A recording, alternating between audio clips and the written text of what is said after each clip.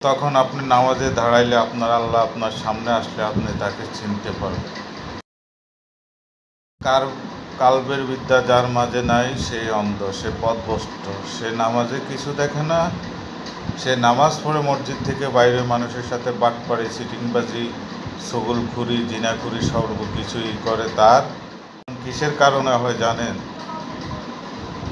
তার চারিত্রিক না, তার রুহের কারণে এবং নফসের কারণে। তার নফস তো মানুষ না, তার রুহ তো মানুষ না, পশুর আকৃতি। অলিয়া উলিয়াগণ আল্লাহর বন্ধু, এবং এই অলিয়া উলিয়াগণ আসে সকল জাতিকে মুক্তি দেওয়ার জন্য। হিন্দু, বৌদ্ধ, খ্রিস্টান হইতে মুসলিম হইতে সবাইকে মুক্তি দেওয়ার জন্য আসে। তার উপরে মানুষ হইতে হইলে আপনার তথা মহামানব অলিয়া উলিয়াদেরকে অনুসরণ ব্যতীত আপনার আর কোনো রাস্তা নাই। আপনার দেহ অথবা আপনার চরিত্রকে সংশোধন করতে হলে অলিয়া উলিয়াদেরকে অনুসরণ করবে।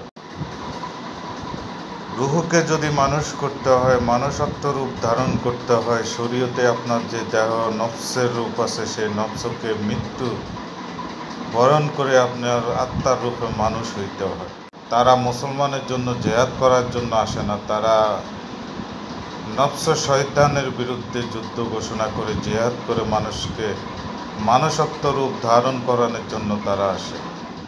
তাই আমার এই কথায় যদি কোনো ভুলভ্রান্তি হয়ে থাকে সবাই ক্ষমার দৃষ্টিতে দেখবেন।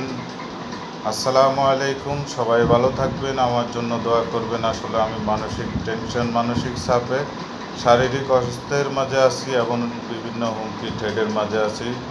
সবাই আমার জন্য দোয়া করবেন।